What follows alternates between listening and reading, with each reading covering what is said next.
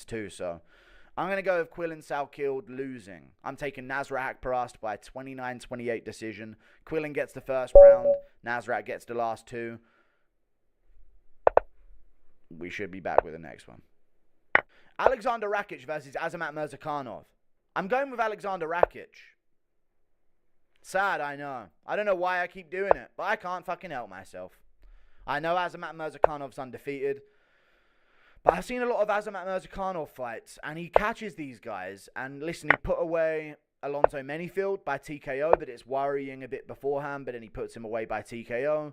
I remember Tafon and Chukwi, like, really badly beating the shit out of Azamat Murzakanov. And then Murzakanov pulls off like a jump knee to the face of Nchukwi and puts him away. And he also has some other finishes as well. He hurt Jacoby a few times off balance once, but the second time he proper dropped him and won the fight based on the knockdowns, really. And Jacoby kind of pushed him against the cage in the third, broke his arms with kicks, broke his forearms with kicks in that fight, and then pushed him against the cage in the third round. Won the third round, but if he would have found separation, he probably could have found a finish over Azamat Murzakanov. And, you know, Jacoby's had mixed results. I do think Rakic is a better version of Jacoby. He did go to a 29-28 close decision with Magomed Ankalaev, and I know he leaves it close. I just don't know if Azamat's body type and frame can consistently enough catch Alexander Rakic, who's now been training with John Jones and training at his gym, bunch of heavier guys around. I don't think Rakic had that base in his regular gym, so he's sort of gone to other gyms to find bigger guys like heavyweights to train with. So I'm going to go with Alexander Rakic. I'm worried that he might do something dumb, like try and shoot in, which could work for him if he mixes it up a little bit, but Azamat is good at grappling, combat sambo background, knocked out Kutalaba, or dropped him like 5 different times in one match in their sambo fight that they had before the UFC. I've watched that one recently as well. So Alexander Rakic, I think, is going to win this one, man. He scares me. Yuri, of course, broke him, but he was beating the shit out of Yuri. And dare I say he was doing a better job than Khalil was. Khalil was winging shots, and they were landing here and there, but Rakic was genuinely showing him levels. And Yuri looked a little bit less all over the place in round 1 in that fight. Like, he looked like he was more switched on early to go for things, and Rakic was still chewing up his leg, landing elbows as he came in. I think Rakic is very good. And he's got a 6.5-inch reach advantage here. And he's a lot bigger and taller. I reckon Rakic can have a good performance. It might be a snoozer, but I reckon Rakic can get himself a decision win here over Azamat Murzakanov, who is good, but I've seen a couple things. Obviously got a KO over Brenson Ribeiro. But it's Brenson Ribeiro. Why is that his last fight before he goes in there against Alexander Rakic, who's coming off a 29-28 decision loss to Magomed Ankalaev, where if he didn't shoot like an idiot in round 3 and get his takedown stuffed and punched while he was going for a takedown, he could have maybe pulled that one off in a close decision. He could have maybe got a scorecard to himself. That was a close fight. Even though Ankalaev clearly won, in my opinion, it was a close competitive fight. So I just think Azamat's a little bit too short. I think he needs to spring over his lead leg to land on opponents. And Rakic's low kicks are really good on people's lead leg when they try and put weight on it, and they have to put weight on it to get things done.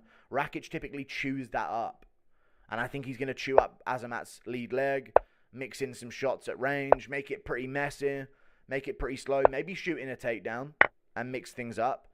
I think Ribeiro and Azamat had a bit of a grappling exchange when he just put him down and got on top and landed big shots, but this ain't Brenson Ribeiro. I think he's better than Jacoby, who made a pretty tough fight for Azamat Murzakanov, doing well other than those split knockdowns. And I'm worried that Rakic gets chinned. He's been chinned, he's been hurt, but Yuri's Yuri. You know? Yuri is Yuri Praska. He's going to get you if you're not Alex Pereira. So I'm going to say that Alexander Rakic wins this fight, 29-28 decision, maybe has a scare in the third round. But I think he'll shut down Azamat in the first 2. We move on. Alexander Volkov versus Jailton Almeida. I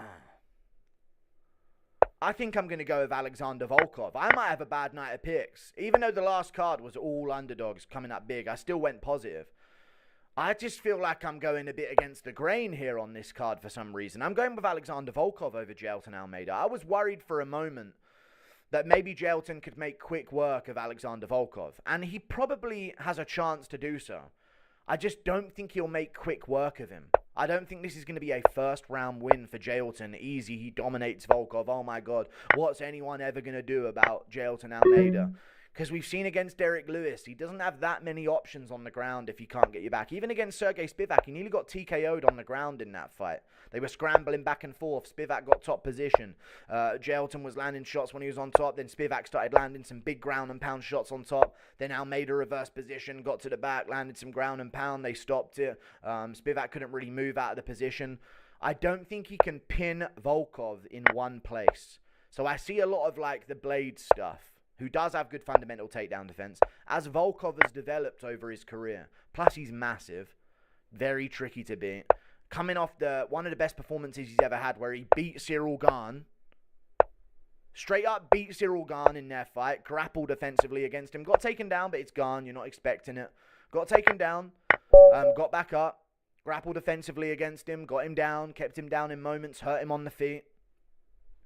I don't think Jailton's got that. I think Jailton's going to have a really good first round here, but he's not going to make easy work of Volkov, because it's really difficult to make easy work of Volkov. No one's had easy work of him. Aspinall did. Aspinall did, I guess. But beyond that, no one's really had easy work of Volkov.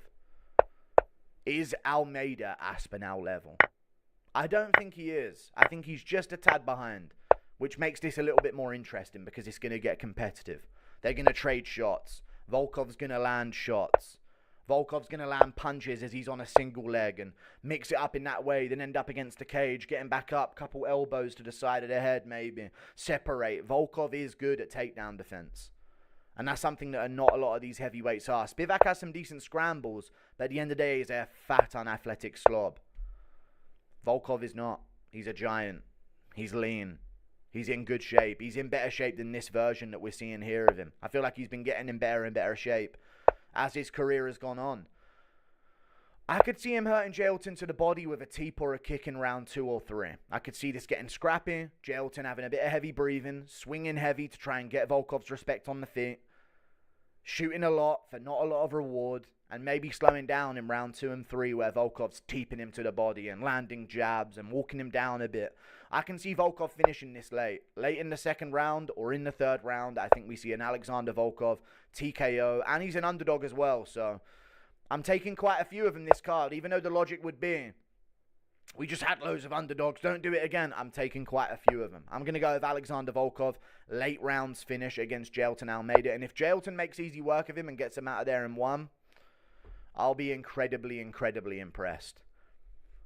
But I'm going to go with Volkov. And so far, Almeida ain't been taking shots too well. He got slept on the regional scene really badly. Blades hit him with like a little uppercut, and that's where he initially got wobbled. By this little shovel uppercut by Blades as he shot in. Not the punches to the side of the head. They were extra. Once he was already kind of wobbled on a takedown, he got punched in the side of the head, folded, quit on the ground to Blades' TKO. But he initially got hit with a little shovel uppercut as he went in, and he kind of sunk and then shot in out of panic. And that's when that's why Blades was hammering the side of his head, because he's like, oh, I just got him with that uppercut. So I'm going to go with Alexander Volkov. I'm going to say Volkov late rounds, TKO, over Jailton Almeida for those reasons. We move on. Umar Nurmagomedov versus Mario Batista. The bounty's off. There's no chance I'm ever giving Umar 10k. Mario Batista is a fun fighter, but he's not going to beat Umar Nurmagomedov. He's big, and he's imposing, and it is a problem for Umar. This is going to be a tricky fight, which is why I think this goes to a decision. But I think this is a 30-27, minimum 29-28 Umar Nurmagomedov decision. I don't think it's going to be a finish. I think that will be the thing that shocks me. That will be the thing to impress me out of Umar's performance. He is a massive favorite here for a reason. And I think the odds have gotten way wider in favor of Umar, because Mario Batista's claim to being really good was like, Damon Blackshear was a decent prospect and Mario Batista has a win over him. Who cares if it was close? That's a really good fighter. Turns out not really. Turns out Damon Blackshear's not really that good at all. And he made a really close fight with Mario Batista. Ricky Simone is tricky. And Mario Batista was able to piece him up over 3 rounds with crazy cardio. And Simone's a little too short. And Mario Batista's big and actually pretty broad for the division. He's taller than Umar, and he still looks like he's got more muscle mass on him than Umar does. He's just not got a lot of weight in his legs. So this is going to be tough. I think Mario's going to land some shots. I think Mario's going to shoot some takedowns. I think Mario's going to get back up from some takedowns. This is going to be a great bantamweight technical decision. But then also Mario Batista's next claim to this fight, where he's getting this opponent, is that he beat Patchy Mix, who just lost to Lucas Wiklach, or Jakub Wiklach, I think his name is, sorry. And that has aged really bad. Like, because Patchy Mix looked awful in his last fight. Really, really bad in his last fight. And I know it's still a good win for Mario Batista. Patchy Mix is better than some of the other bantamweights on the roster, maybe. It's not like a bottom level. It's not like, Mario Batista beat Brian Kelleher back after retirement and now he's got Umar Nurmagomedov. I'm not saying that. I'm just saying the things that made me see Mario as good now don't make me see it that way anymore. I think Umar's flicky kicks are going to give him a problem. I think Mario's not going to be used to someone who can fight at range like he can. And I also think that Umar's going to be able to get takedowns. Is he going to be able to keep Mario Batista down? Probably not, but I think he's going to be able to get him in like a Corey Sandhagen position, but less. Because he's not as good as Sandhagen in the scrambles, Mario Batista. Sandhagen actually KO'd Batista with a jump knee in their fight early in their career, but they're completely different fighters now, so I understand that. So yeah, Umar Nurmagomedov. I've got Umar dragging him down against the cage, knee to the thigh, one hook in. Maybe he gets the back at the end of one of the rounds. Mario's looking a little bit demoralized. He has some moments of success in the fight where he has a good round or a good showing, and the commentators are saying, this is a better round for Mario Batista here. He's doing a little bit better here, but that doesn't change the fact that he's still probably losing to Umar, who's flicking kicks at range, and now he's worried about a takedown. Umar's fucking question mark kicking him to the head, and a lead head kick comes up, and a good 1-2. And there is also the case that I'm the one saying this, by the way, so you know this is true. Umar nearly beat Merab, and it's close. It comes down to round 5. A lot of people think it comes down to other rounds. I think Merab very clearly won rounds 3 and 4, and Umar clearly won rounds 1 and 2, even though the rounds were close. Those were quite easy to score for me. Round 5, even though he was slowing down, he still had a hell of a round for himself. And I think the thing that won it for Merab was the punch at the end that kind of like made Umar do that a little bit, which is good visuals. You know, you got a little reaction out of Umar for a punch that landed. And also the pointing at him on the ground, the celebrating at the end. There's a lot of visuals that went into that last round for Merab. But bar that one punch and bar that point after dunking him, Umar could get that round. That's uncomfortable to admit, but it's true. Umar gave Merab a very tough test. Never got hurt by him. Got taken down, got outpaced, but also got Merab down a few times, even while he was aura farming. Still got dragged down to the ground, got right back up, though, I get it. I just don't think Mario Batista's at that level yet, so I'm going to go with Umar Nurmagomedov getting this one done. 30-27, one scorecard will read 29-28. Mario will have a decent round. We move on. Werner Jandiroba versus Mackenzie Dern. I'm going to go with Werner Jandiroba here over Mackenzie Dern. Tough fight the first time, but Werner actually had the control time over Mackenzie Dern. She had the takedown over Mackenzie Dern. No submission attempts for Dern that were proper in that Werner Jandiroba had to escape. I think that's a bit of confidence for Werner because she's been looking pretty good recently with her takedowns over Yan Xiaonan and even Amanda Lemos, who's tough and strong and put whooping on Dern really bad. Knocked her down like 3 times in the first round. Dern looked very, very silly. And I think Werner does have a little bit of a physicality advantage. Dern might be more aggressive on the feet, though. And sometimes she can be aggressive against a smaller opponent. I don't think Jandiroba's going to catch her as she comes in swinging. But I know Werner's more focused on her career than Dern is. She doesn't get fake tits. You know? Doesn't get fake tits in the middle of her career. Sure, they can put Dern on the front of the embedded poster and get a selfie with Dern in a bikini, and that's how they're going to promote this fight because that's the extent of the UFC promotional team's IQ when it comes to promoting fights. All of the talent on this card, Aspinall, Gane, Volkov, Almeida, Umar. No, let's put Dern in her bikini on the thumbnail. That's where we're at. Let's get Nina Drama to promote. I hate the fucking degeneracy bait. It's weird. But Dern is hot in a bikini, though. I will admit that. But I just don't think she's as focused on her career as Werner Jandiroba does. I don't hear no dramas of Werner Jandiroba. I hear Dern split up with so-and-so. She's back with her husband. Her husband's coming for half of her money, and now she's got to do this. Court appearance here, this, that. She's got a kid here, and I think there's a lot. And Verna Jandiroba doesn't have a lot going on but this. And this is her moment. And this is her moment to be, you know, even though she's not really been a big star, she's been getting a lot of wins. She beat Yan Xiaonan. She beat Marina Rodriguez easily. She beat Amanda Lemos, taking her down. I think she subbed Amanda Lemos with an armbar, if I'm not mistaken, as well, in the second round, which is pretty impressive because Lemos is tricky to finish. So I'm going to go with Verna Jandiroba here. Close first fight. Dern landed more shots on the feet. Stayed a little bit busier when she had some top position. I think Jandiroba fell into bottom and Dern was on top, landing some shots and even landed some shots off of her back in moments as well. But I like that Jandiroba went 3 rounds with her. And most fighters that go up against Dern are thinking, don't go to the ground, don't go to the ground. Don't go grappling with her. She's a really dangerous submission specialist.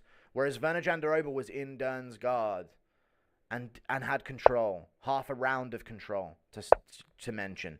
Got the takedown in the first place. I reckon Jandiroba's going to mix it up.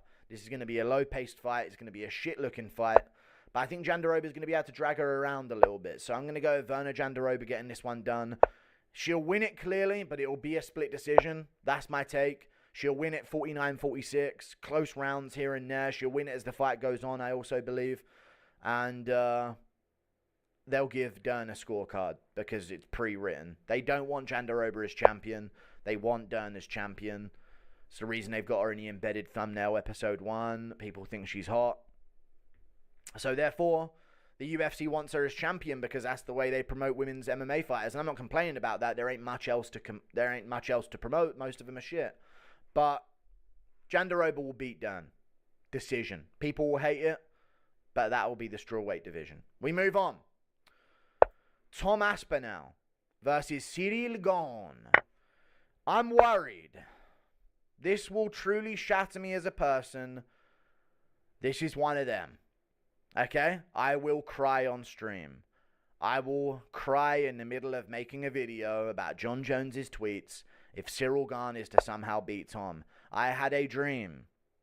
And this isn't a Martin Luther King thing. I genuinely had a dream last night that Tom Aspinall beat Cyril Gane, but he got hit with a spinning elbow flush and got wobbled.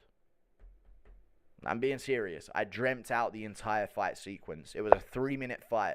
I'm going to tell you the dream, just in case. It was a 3-minute fight. Both guys land low kicks early. Gane's teeping Aspinall to the stomach a lot early on in the fight. Aspinall stings him with a shot running in. Gane notices it. Next time Aspinall comes blitzing in about 30 seconds later, Gane stings him with a spinning elbow as he comes in. Aspinall eats it but gets wobbled backwards. Gane starts pressing in. Aspinall shoots in, gets the clinch, pushes him up against the cage, punches him to the head a couple of times, stays in the clinch. Gane separates, Aspinall separates, they're back at range. Then Aspinall shot a takedown on Gane, and Gane got back up. Okay? This is all I'm telling you, and then we'll get into the prediction. And then Gane starts coming towards Aspinall thinking he's got it figured out, and Aspinall stings him with a counter hook as Gane gets a bit aggressive for once. Aspinall stings him with a counter hook. Another one as he goes down, starts hammer fisting his face on the ground. I was screaming in a dream, stop it, Herb, stop it. And then they stop the fight. Tom Aspinall's the world champion. My real prediction of this fight, dreams aside, my real prediction of this fight is this. I've got Tom Aspinall by Kimura. I've got a Kimura submission for Tom Aspinall, and I'll tell you why. But we're going to talk about the opening sequences first. I think Tom's too fast. Too fast for Gane. And also, I haven't, even though I'm worried, because I think, are we overlooking Cyril Gane? I haven't heard a good argument. He can move well. He can make it look a bit messy. I haven't heard a good argument for Gane. When you compare the way they've looked against their opponents, when it comes to Spivak versus Gane, and Aspinall versus Spivak, which Tom took on 2 weeks' notice, by the way. When it comes to Gane versus Volkov, and Aspinall versus Volkov, night and day difference. I reckon Gane would take Tybura to a second round or a third round. That's what I'm talking about here. That's where I'm leaning towards Aspinall. Now, Gane did nearly beat Ngannou, who was on one leg at the time, but nearly beat Ngannou. And Ngannou had to wrestle against him, and then Gane jumped on bottom position to go for the heel hook. And I think Gane could have had a better showing against John, but just had no resistance on the ground at all in that fight.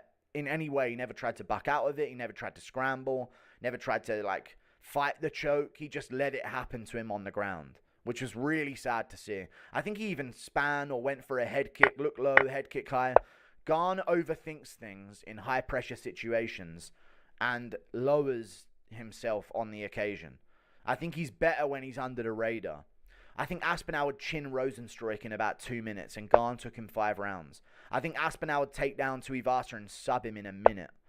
Gane got dropped by him in round 2 and had a war with him in Paris, eventually finishing him in the 3rd round. That's the difference I'm talking about here. Could we see this going late? And could maybe Gane figure things out and it's all of a sudden bad look for Tom? Who knows? But I reckon Tom's going to be too fast too soon. This one will be a bit more comfortable for him. I think against Blades, he was sort of concerned to close the distance. I don't think he's going to be as concerned against Gane. I think he'll move with him. And there'll be a lot of those movements and a lot of feints. And Gane will do a lot of like weird dodges where he ends up kind of just running a bit and getting back to the center of the cage. But I reckon Tom's going to be chewing up the calf of Gane. Gane's going to be chopping it back. But I think Tom's will have more impact. I was seeing Volkov doing that. Volkov was playing the kick game with Gane a lot better. And Volkov did have some tippy-tappy kicks for Aspinall to worry about as well. I don't think the double leg will work for Aspinall here. But I think he's going to sting Gane on the feet.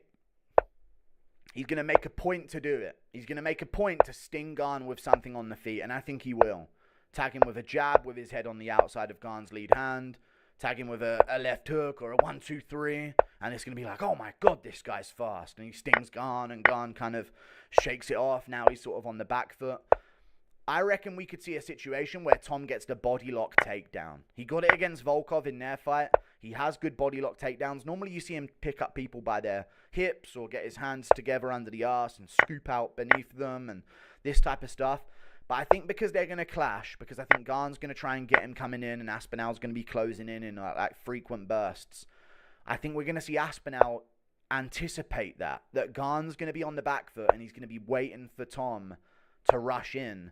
And Gane does a lot of stuff where he's light on his lead leg. He does have a good sprawl, which I don't think is where Tom's going to go for a double leg. But I could see Tom getting a body lock, throw, and we're in side control. Or we're in half guard.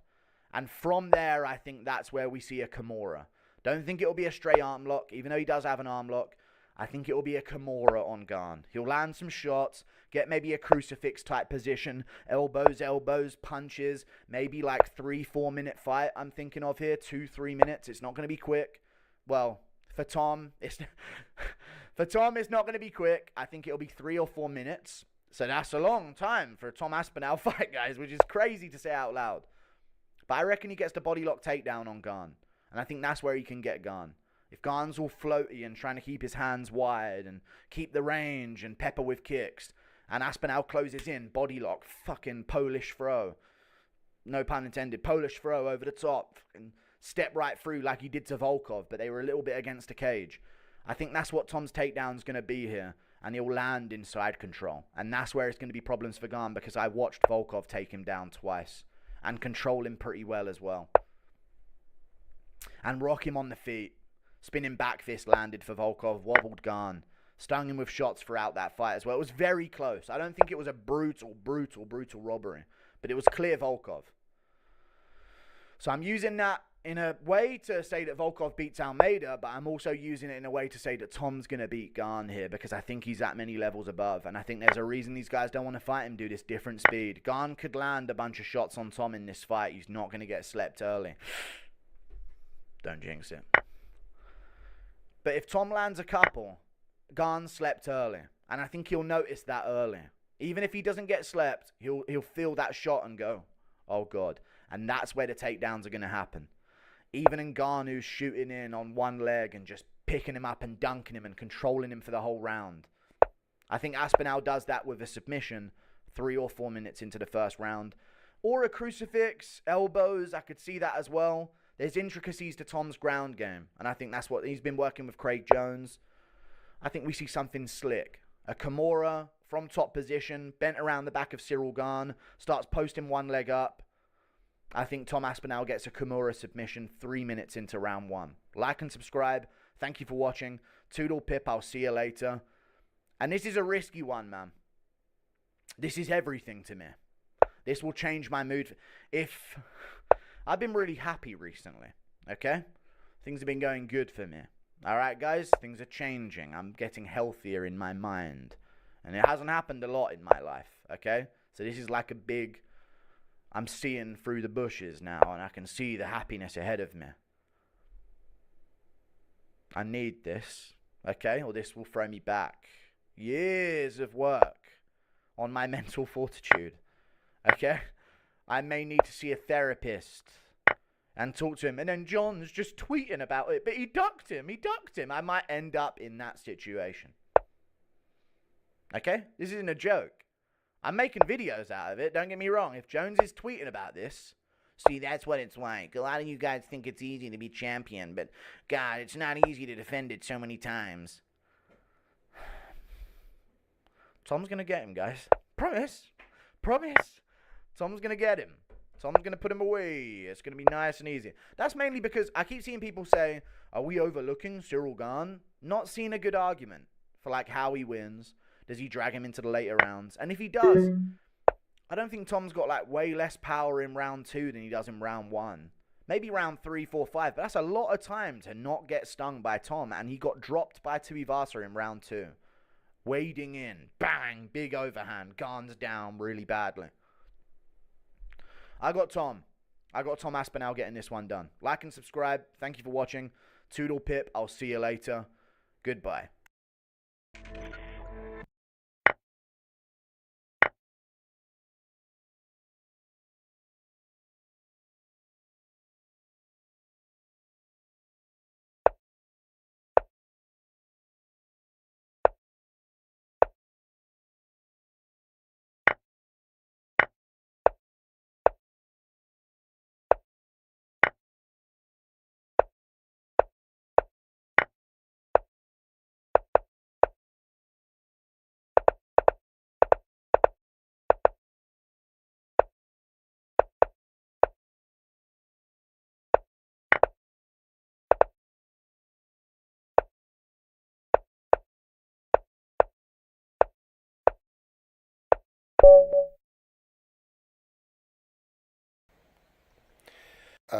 About a man.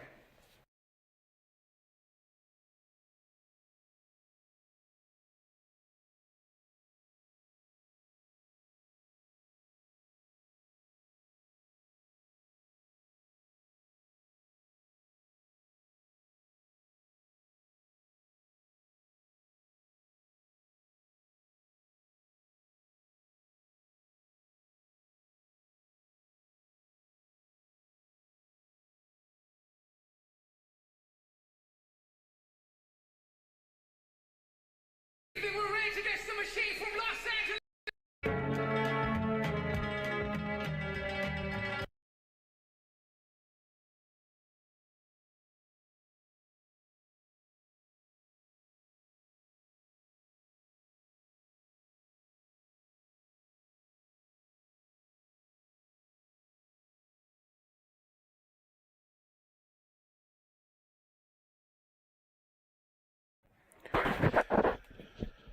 Today I'd like to talk to you about, formerly of the white race.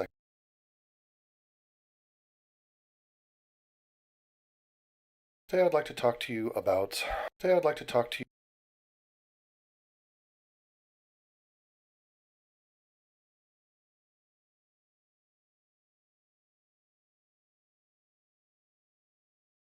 Today I'd like to talk to you about a man, formerly of the white race. I kicked him out.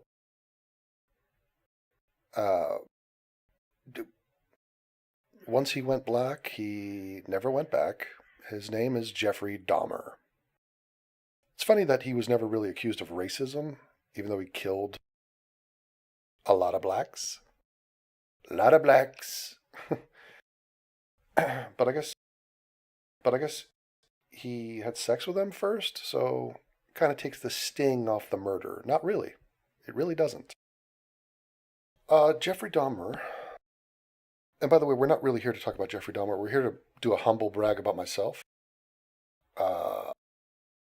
I am known as I am known as the king of analogies. Oh, sorry, the emperor. I don't want to shortchange myself there. I'm the emperor of analogies, self-declared. Why? Because I come up with really good analogies that are apt, concise, accurate, deadly so, to a deadly degree. To a deadly degree. During the heyday of Islamic terror, one of the main rebuttals to that terror was for people to say, look, not all Muslims kill, or not all Muslims believe in jihad. You know, you could say, well, they did a Pew poll in England, and a shocking percentage of English Muslims agree in suicide bombings. English Muslims agree with suicide bombings. Agree with suicide bombings. Agree with suicide bombing, or support ISIS, for example. And the number would be something crazy. Let's say it was 15%. I think it was more than that, but okay, whatever, depending on the issue. And you would hear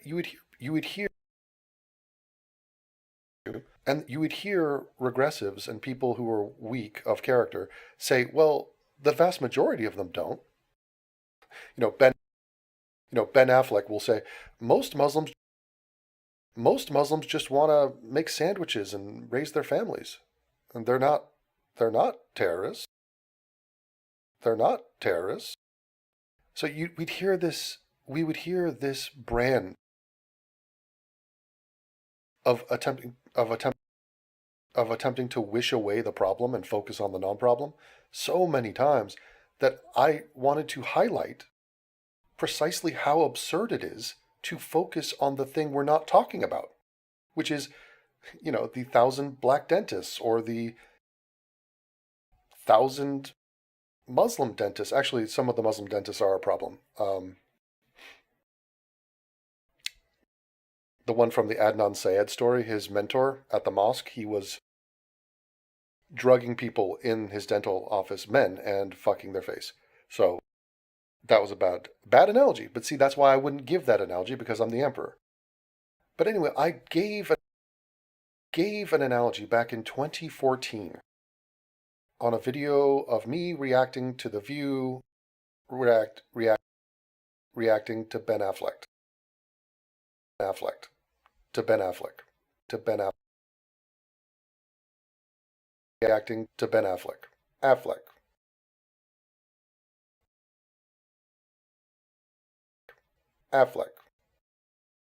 And in that video, and I'm going to play it for you, I am basically describing how absurd it is for people to try to diminish Islamic terror by saying, hey, not all Muslims do it. As if this completely arbitrary paradigm that you've set up, which is unless every member of a group does something, then it's not to be worried about. It's not even that big of a problem. It's not even a problem. Pit bulls kill children. They maul them. But not all of them do. In fact, most of them don't. Vast majority don't. Oh, okay. Jesus. We are just solving problems left and right here. Here's what I said in that video. I brought up Jeffrey Dahmer, and here was my point.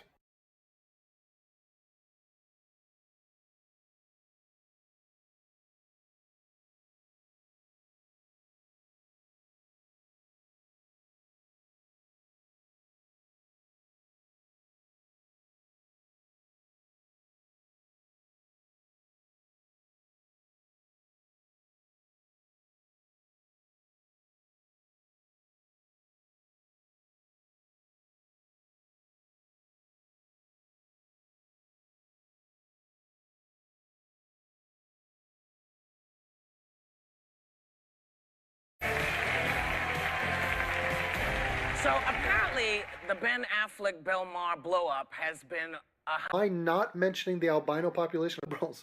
Devin, how can you say that? There are people in South Africa. Just an understanding of the world based on an accumulation of facts. An accurate assessment of a general trend. That is not a stereotype. If I said to you, most people in Africa are black, would you accuse me of bigotry and stereotyping? Oh, wait a minute. Devin, how can you say that? There are people in South Africa. They're white. Granted, what I'm still saying is most people in Africa are black, have black, dark skin. This is not an ugly distortion of the facts. This is an accurate portrayal of a general trend. And then you come back, and these liberal scumbags come back with, and I'm a liberal. I'm not talking about all liberals. These liberals come back with, Devin, how could you say that? How could you say all the people are black? You're ignoring the albino community of Africa. There's thousands, hundreds of thousands of albinos in Africa. Okay. Do you see what I used to do? I used to put up a PNG and a still shot and just talk. Now you guys get B-roll footage, you get music, you get anime.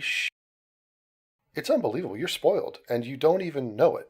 And you feel entitled to me making this a delicious morsel for you, intellectually, comedically, visually, auditorially. Sensorially. Spiritually. I mean, what have you done for me lately or / ever? Oh, you pay me money? Okay, fine. We're even.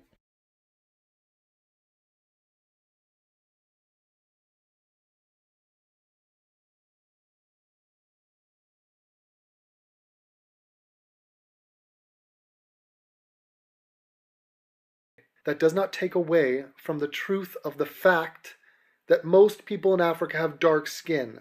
And what you have succeeded in doing is railroading the conversation. The conversation is now dead in the water. We're talking about minutia, about points that have no relevance.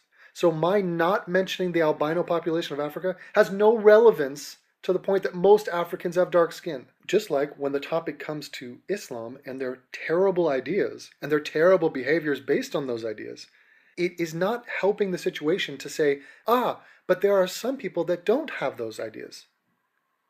There are some Muslims who are very law-abiding. They don't believe in this or that. They don't believe in jihad. They don't believe in martyrdom. They don't condone ISIS and the other radical groups. That is not the point. Now it's just a numbers game. How many millions upon millions of people who hold these ideas does it take before you recognize that it's an actual clear and present insult to our lives? That it's a terrible thing that needs to be addressed? Sounds like The View. Yeah.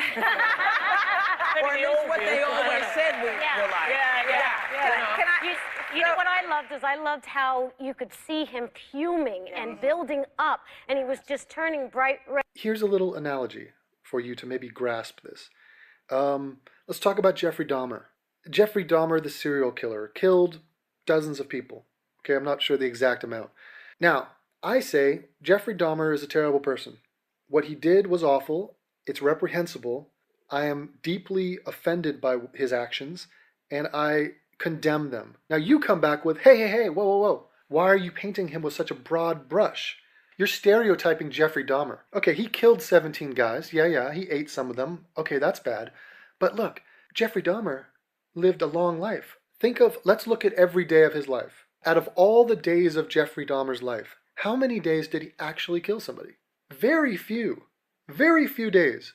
Only 17 of the days of his life. That's 0.00 whatever % of his life. So by you talking negatively about Jeffrey Dahmer, you are now painting him and all the 99.9% of his life where he didn't kill somebody, you're condemning him for those days. Just not right. It's not fair. Why aren't you highlighting the days where he didn't kill people?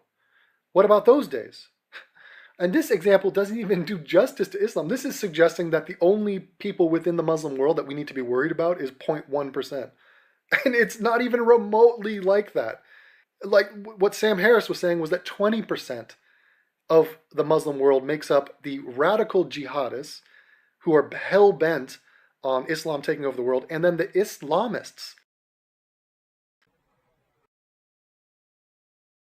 Oh, so nice listening to young Devin's. So nice. Oh, so nice listening to young Devin speak there. The timbre of my voice was so high, I don't think my balls had dropped yet. So let me just hammer home the point of why I am showcasing. I bring up a serial killer. I bring up one in particular, Jeffrey Dahmer, a very infamous one who did horrific things, who I think universally we can all just condemn. You know, I kicked him out of the white race, for God's sake. So, and by the way, he paid the toll. He was stabbed to death by a bleep.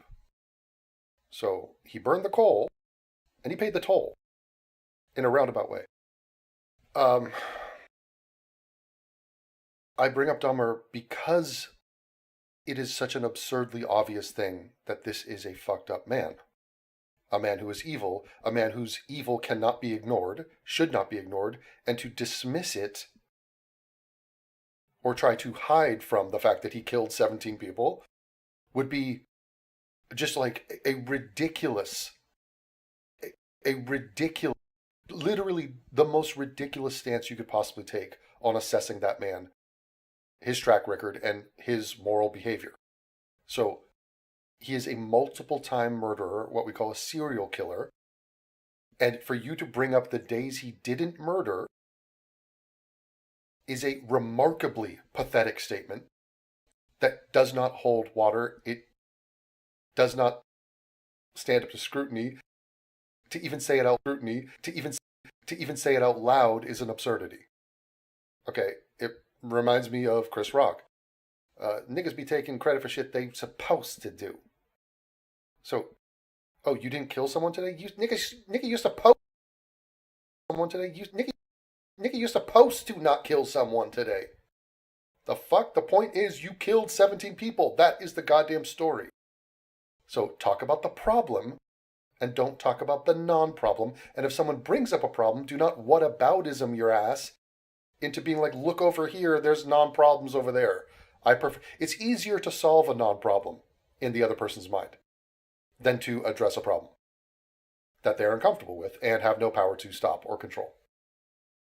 So are you understanding that this is something I brought up? Now, get that this is a point that I made, and I think it illustrates it quite well. In 2014, a short,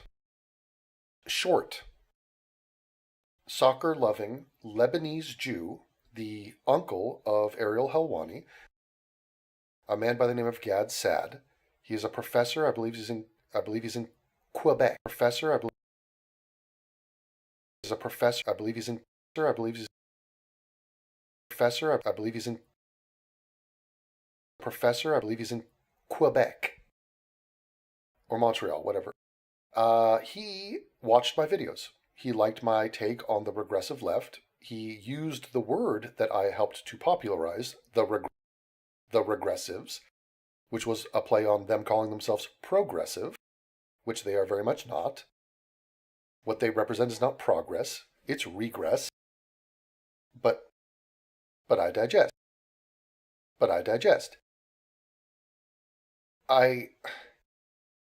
He watched my videos. He adopted the word regressive. He then made a video a year after I'd put this one out with my Dahmer reference, and he made the following point in that video.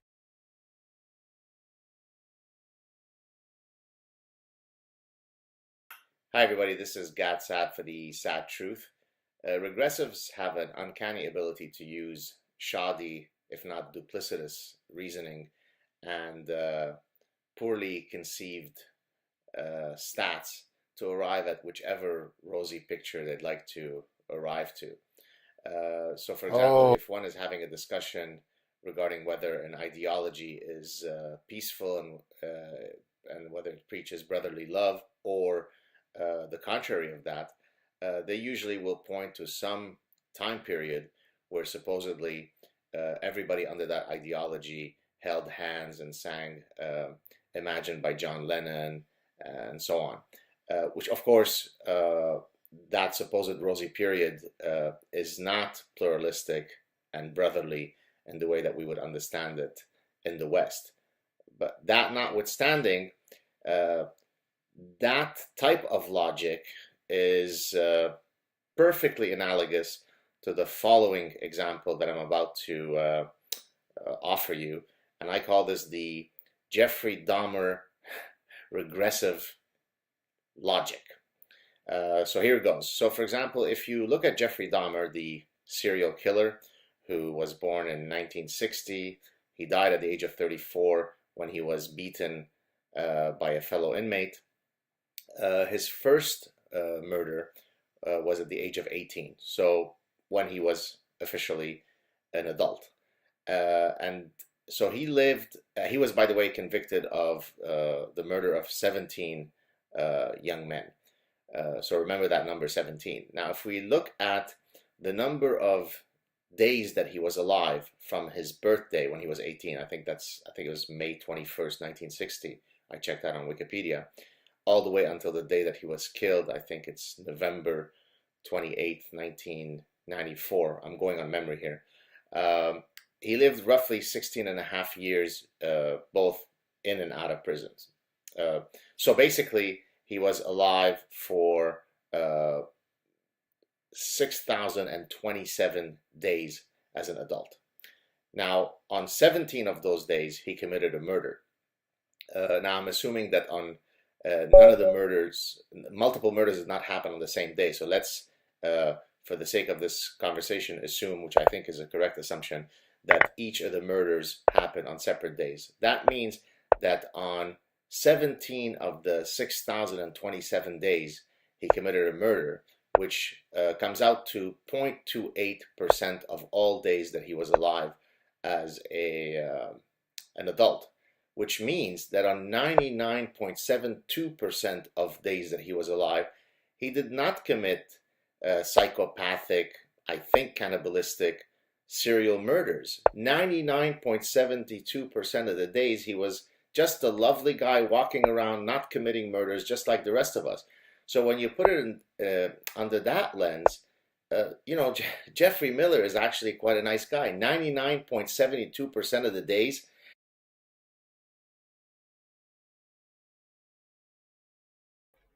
Now, Jeffrey Miller was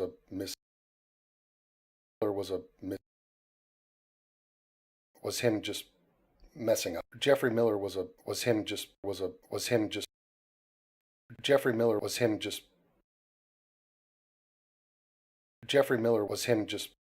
messing up. There's no Jeffrey Miller. He was completely... Okay, Jeffrey Miller is not a serial killer.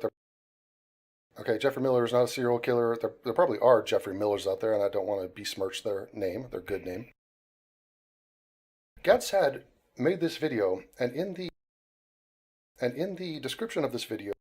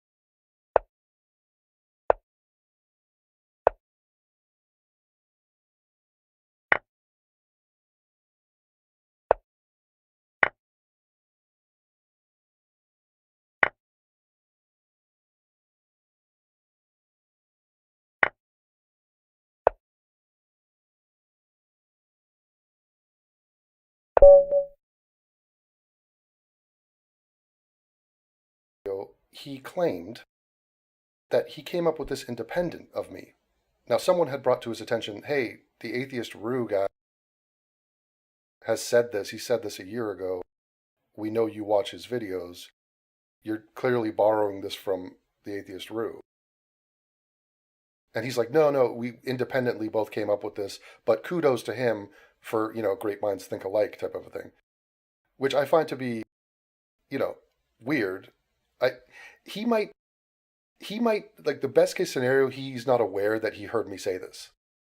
In no world is this guy bringing up a man who watched my videos, a man A man who watched my videos during the time in question is going to, in reference to the same topic, Islamic terror, and people excusing it, trying to reframe the whole thing. So in response to that, bringing up A, serial killers, and then B, Jeffrey Dahmer. Like, do you realize the coincidental nature of that? Let's run the math on that. That is just crazy and stupendous. Now, Gad Sad lifted this from me, crazy and stupendous. Now, Jeffrey Miller, bereft of murders. And so you're going to judge him based on the 0.28% of days when he, did, lure men, rape them, eat them, throw them in containers of acid. I mean, come on, let's give the guy a break. So that's exactly the kind of logic that the regressives are using. They basically take an ideology and then point to specific periods where supposedly the ideology is not engaging in global mayhem. And then basically they argue, you see, it is peaceful. Now, Gad Sad lifted this from me. Gad Sad lifted this from me. He then went on to have, quite a big career as a professor, as a writer, as a broadcaster, YouTuber, as a guest on Joe Rogan and many other podcasts. He has said this little Dahmer logic thing that he thinks he has invented himself. In fact, he said it the other day. He went on Coleman Hughes, and they were talking about Islamic terror, or living in the Islamic world, and he said the following.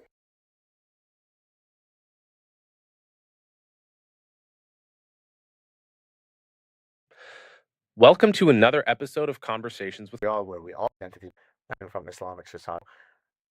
Now, I hate to say this because I find it, frankly, it's offensive to have to always start with this preface.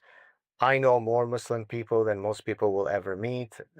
All of them have been soccer player friends of mine, and we have fun together, and none of them have tried to kill me. And so the fact that I say that Islam is a profoundly antithetical ideology to our Western liberties and freedoms in no way is bigoted towards individual Muslims. So probably the most poignant and powerful lesson I've learned from having grown up in the Middle East as a Lebanese Jew is that you might want to carefully think about whether you wish to increase immigration from Islamic societies. So what would you say to the argument that some people make, which is that you've got the Ottoman Empire for hundreds of years, and Jews and other minorities are living in, relative peace, and by relative I mean relative to Europe, where Jews are being persecuted left or right. And for many people, this is proof that Islam is not, or over the grand sweep of history, is by default less anti-Semitic than Christendom was. So what do you make of that argument? Right. So I'll draw this analogy, and I'm not trying to be facetious towards you, but hopefully, analogical reasoning is an important tool to understand the veracity and power of an argument. Jeffrey Dahmer and Ted Bundy, if we look at the number of days that they lived, and we calculate the percentage of days of those days that they've lived where they've killed somebody, it'll come out to about 99.9% of the days that they lived, they never killed anybody. Yet nobody would say, but come on, bruh. I mean, John Wayne Gacy, you're talking about only 27 kids he killed, or whatever it was. That's 99.97% of the time where he was totally lovely to kids. So Islam is a very bad place for religious minorities to be. That doesn't mean that for 24 hours a day, 7 days a week. Okay, so now he's evolved the thing that he took from me, and it's now Ted Bundy and John Wayne Gacy. It serves the exact same person. It serves It serves the exact same purpose. He started with Jeffrey Dahmer again, and he said this on multiple occasions. He's been on Joe Rogan's show many times. I guarantee you, he said this to Joe Rogan at some point. It's one of his favorite things to say. It's a very smart point. It's a smart point that I made because I'm a very smart person. So I'm not, look, the idea is smart. Everyone can adopt it. I say it out loud in public and I broadcast it so that you adopt it or consider it for yourself and judge its worth. Not that I respect your judgment. It's worth, just trust me, it's worth a lot. Okay, it's a smart thing to have said. I'm incredibly smart.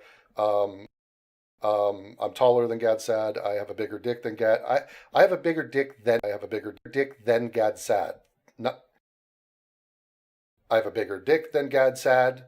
I have a bigger dick than Gad Sad. I don't think you understood what I said right there. My dick is bigger than Gad Sad. Okay, not his dick. That's obvious. Literally, it eclipses him. So, I'm not sitting here doing a dick measuring contest. Okay, what I said is amazing. I'm fucking amazing. Okay, we're not debating that. Okay, you can suck my. Okay. But all of this is prelude to something that eclipses all of this. So my ingenious point about Jeffrey Dahmer, I'm the emperor of analogies. The size of my dick, Gad Sad blatantly plagiarizing me. Oh, by the way, Coleman Hughes, the guy he's talking to, he likes and admires my shit and is using my racism of the gaps, which is yet again, oh god, this is awkward, a genius thing that I came up with. Right, so all of that.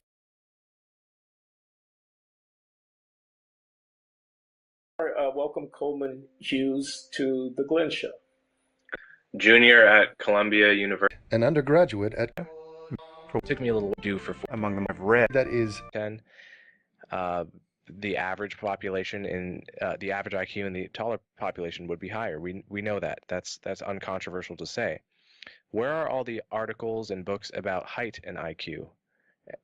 Right. There really aren't any, because we don't view height as a very interesting phenomenon. And I don't mean to sound glib here, but I fundamentally I don't see why we shouldn't start seeing race more and more like that. Which is to say, the amount of melanin you have in your skin is not very interesting. It's very boring. So I understand why Charles Murray may have been moved to do this research at the time, because I'm a very smart there's person. this massive Not that orthodoxy on the left eclipses him. which I have so been my ingenious point about Jeffrey Dahmer, where you measure black people and white people by some mean statistic, you find a difference, and you of course.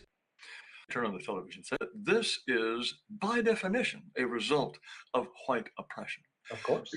Because every group is every Harvard or whatever it is, prizes. That's when they couldn't. I think of blaming them society, isn't it? Because they need to label that or blame that on racism. I call that the racism of the gaps. Because they just need a gap, they fill it with racism, and problem solved. And as far as institutional racism, every time I hear that, I call bullshit. Really complex, and there can be a lot of racism in the political sphere, but disparities that we're going to continue. We choose, but if you believe that quite every other, but it's different gaps. Now I'm with the app. I saw someone on Twitter recently call this the racism of the gaps argument, which is it's a play on the God of the gaps argument that many religious people poorly employ in arguments about whether God exists.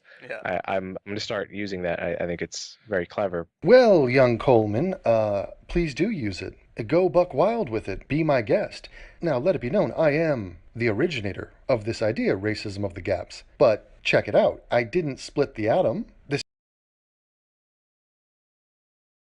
Right, so all of that, forget all of that, okay? Right, so all of that, forget all of that, okay? This is not about me. This is about the raw, unbridled stupidity of Joe Rogan. So let me present my genius level take on what is happening here. I'm about to play you a clip of Joe Rogan commenting on Jeffrey Dahmer. It is one of the stupidest things I've ever heard in my life. It came out of his mouth. It is so stupid that it's haltingly stupid. As in, you have to pause your life, definitely pause the video, no new input can come. You have to go into a sensory deprivation tank, okay? Okay? To contemplate just how retarded Joe Rogan is. Now, a normal person will hear what he's about to say about Dahmer and think, oh, surely he's kidding. Now, that will wear off after a few seconds when you realize, oh no, that's not a joke. First of all, he's an unfunny comedian, so he doesn't even know how to tell a joke and is not funny, like in any way. But there's no indication in the context, in the follow-up, there's nothing indicating that what he is saying is a joke. Now, a lot of the times, jokes and sarcasm, the nature of it is somebody says something which they don't believe. So they're saying something that isn't true, pretending that they're saying it as if it is true. That's kind of what a lot of comedy is. That is what comedy is in great measure. Joe's not doing that. Okay? What I think has happened is that Gad Saad went onto the Joe Rogan podcast, plagiarized my Jeffrey Dahmer comment again, which he has done in lectures and speeches, and it's probably in his book, whatever. Joe Rogan heard him say this, heard him talk about Dahmer in this way, and then Joe Rogan said this, and then Joe Rogan said this about Dahmer. I'm about to play you the clip. I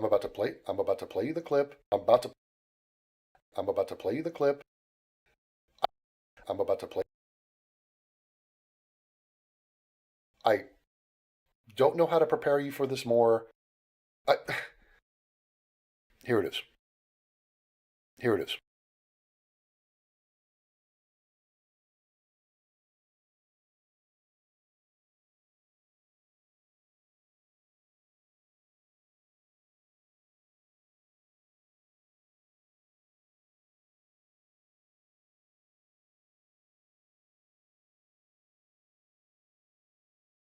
And are they sociopaths? Because there's a lot of people that are genuine sociopaths. They do not care if other people are hurt. They do not care about people's feelings. They only care about themselves. There are people like that out there in the world, and they're amongst us.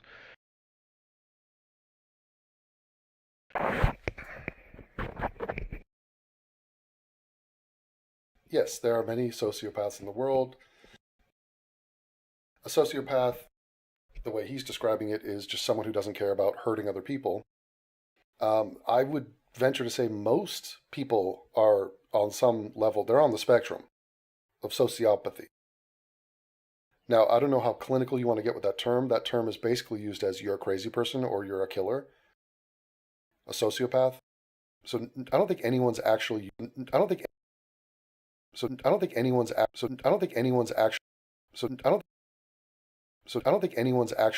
the term the way it's defined. But if you want to talk about just wild narcissism and a lack of real empathy, that's probably most people.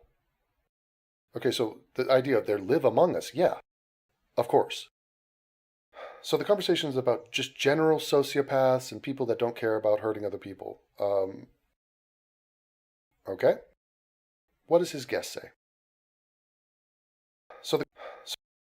Care about hurting other people. Okay?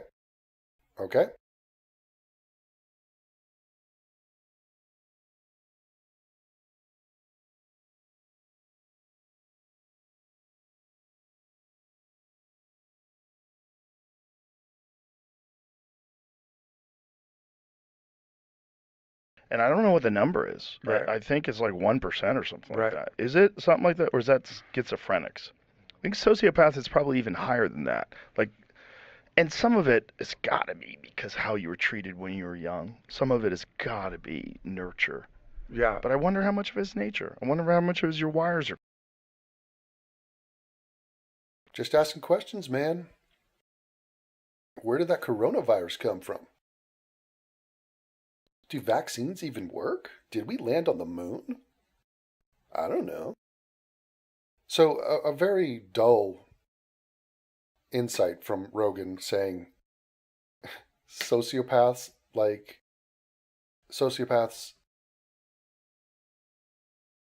might have been screwed up in their nurturing, but also maybe it's nature.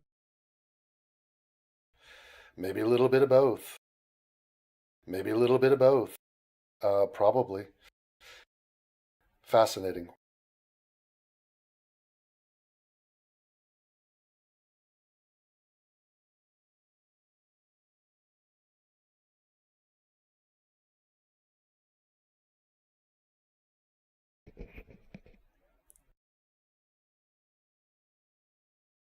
Crossed wrong.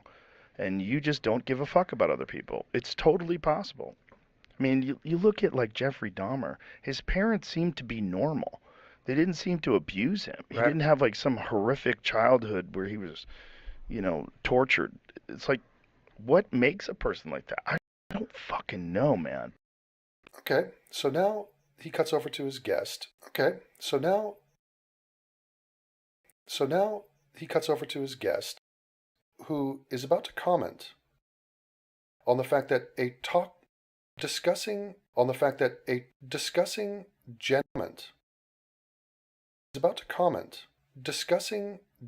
sociopaths and on the fact that discussing general sociopaths and sociopathic behavior among huge numbers among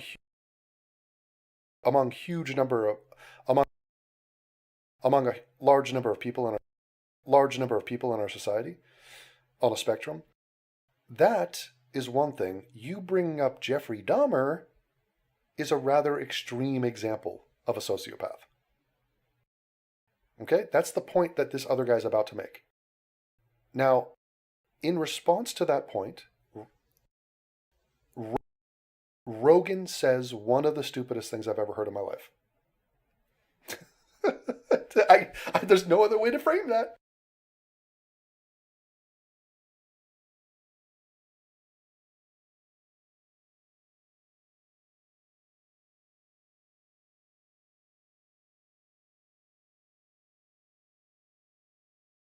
But when you see it, it's so confusing.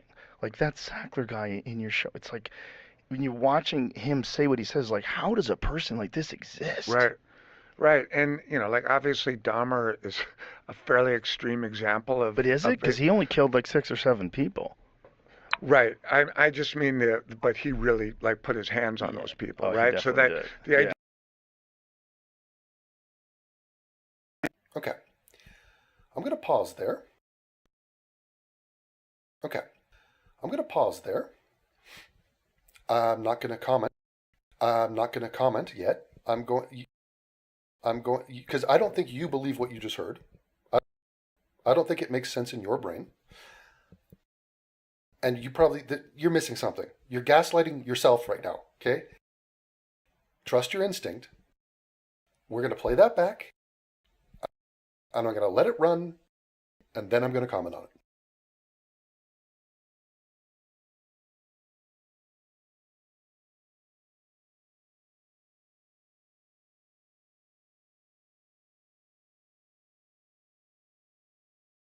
Give a extreme example in your show. It's like when you're watching him say what he says, like, how does a person like this exist? Right.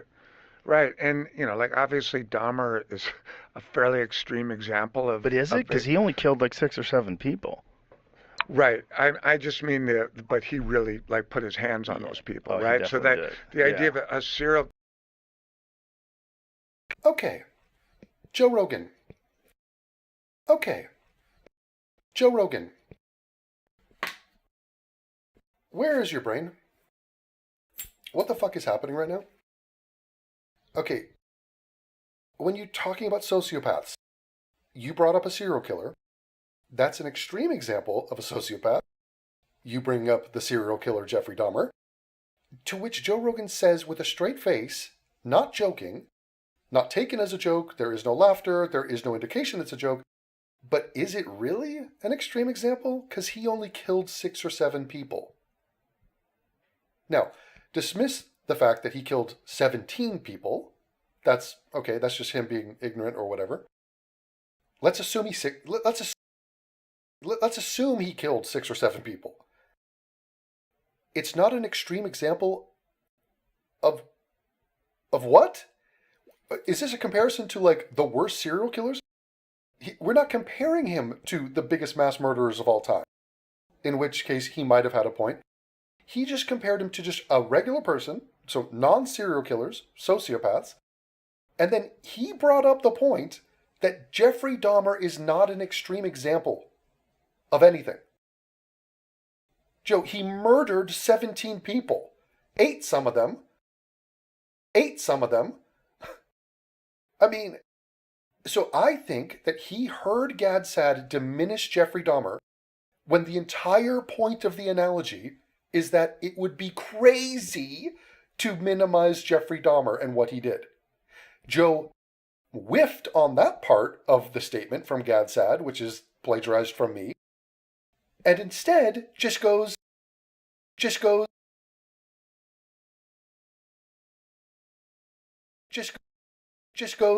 yeah, I don't think Jeffrey Dahmer's that bad. He's not extreme. It's not an extreme example of anything. Is he though? Is Jeffrey Dahmer an extreme example? Because he only killed like 6 or 7 people. Killer, but is it? Because he only killed like 6 or 7 people.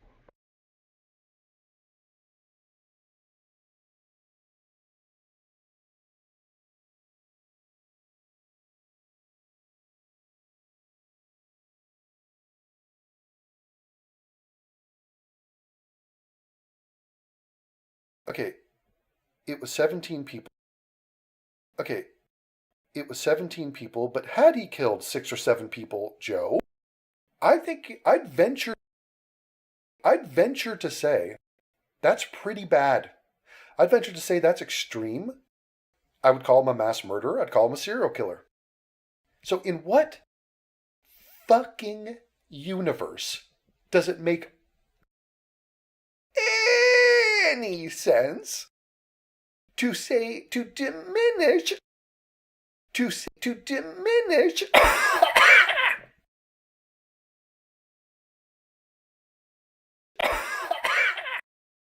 the killing spree of a psychopathic serial killer?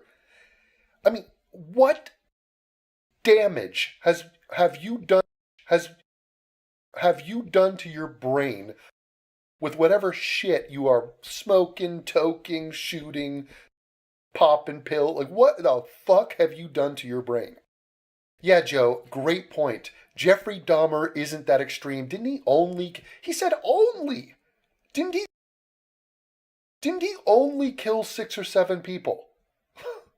No, he only killed 17, Joe, that we're aware of. Oh my God. Yeah, and imagine this guy comes back. No, that's a good point. I'd never considered that. You're right. He is a mild example of sociopath. Sociopath. He is a mild example of sociopathic behavior. He only killed 7 people. That's a fair point, Joe. Thank you for raising that.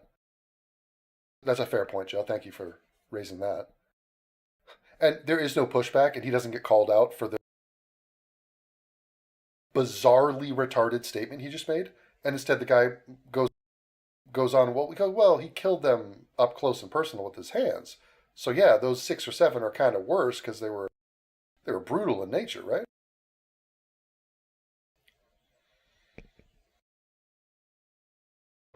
Right. I just mean but he really like put his hands on those people, Oh, he right? So that definitely did. the idea Yeah. of a serial killer is such an extreme real but extreme version of that. Right. But like, how many times do you kind of come across someone who's maybe not killing people or engaged in a lethal I mean, that's got to be a T-shirt. He only killed 6 or 7 people. I mean, I'm looking for a way out of this. Like, I'm looking for some sort of pathway to give him the benefit of the doubt. So one would be a joke. So ironically, if he were funny, that would have been a funny thing to say. To be like, well, you think Dahmer's an extreme example? He only killed 17 people. He's not the worst of the worst. He's not like, you know. I mean, he wasn't a choir boy, but I mean, he wasn't a choir boy. I mean, he was no choir boy, but like, it's only 7 people. It's only 7 people. You know, if he had said it with any sort of whimsy or wink in his eye, like there was none of that. It was literally he only killed 6 or 7 people.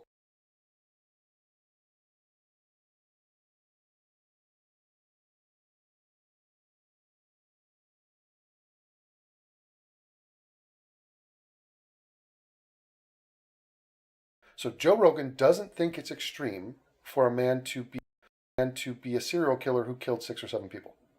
That's not extreme behavior. Do you realize if you kill 7 people, that puts you in a category of human beings that you're in a very rarefied air there. You're in the top, 0.00001% of human beings who have murdered people. So I'm going to go ahead and say it's safe to call that extreme. I'm going to go ahead and say the fact that you said only killed 6 or 7 is repugnantly stupid. This is the same person that the innocence fraud movement has been weaponizing. They've weaponized Joe Rogan's stupidity and his retarded form of empathy, where he thinks he's helping the world by getting murderers out of prison. Like the guy you brought on your show that you vouched for as being a great guy and scrubbed his reputation and were like sending people to give him money, who then went on to murder someone and dismember the dude's body and decapitate him. Like that guy. I would call that extreme, Joe. But, he only killed one guy. So it's not that big of a deal. What have we learned? We've learned that the horror and that the terrifying, nightmarish murder spree that Jeffrey Dahmer went on for the 70s and 80s and up into the 90s was an unthinkable reign of terror, and it was extreme, and it is worthy of extreme, and it is worthy of our condemnation. The only thing, but it is dwarfed, literally dwarfed, by the weapons-grade stupidity of Joe Rogan. The fact that he could say that statement in public and not feel mortified about it.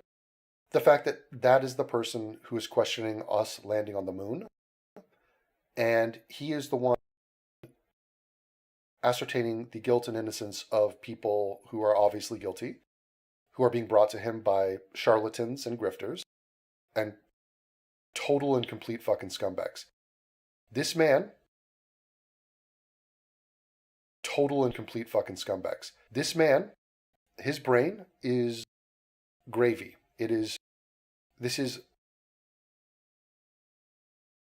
is a repugnantly stupid human being. I want you to be aware of it. I want you to watch for it. I have no idea how someone could characterize Jeffrey Dahmer's life and murder spree. How someone could characterize Jeffrey Dahmer, how someone could characterize the serial killings of Jeffrey Dahmer the way Joe Rogan just did. There's no coming back from this. And very much, And very much like what Jeffrey Dahmer said, he said, when I die, study my brain, or when you kill me, because I don't want other people to, because I know there's something wrong with me, and I don't want other people, I want to help the world, a world where I've harmed people. So ironically, Dahmer actually knew that he was fucked up and was very kind of based about the whole thing. We need to study Rogan's brain. The problem is we can't wait till he dies because he's doing damage now. So Rogan is a menace to society.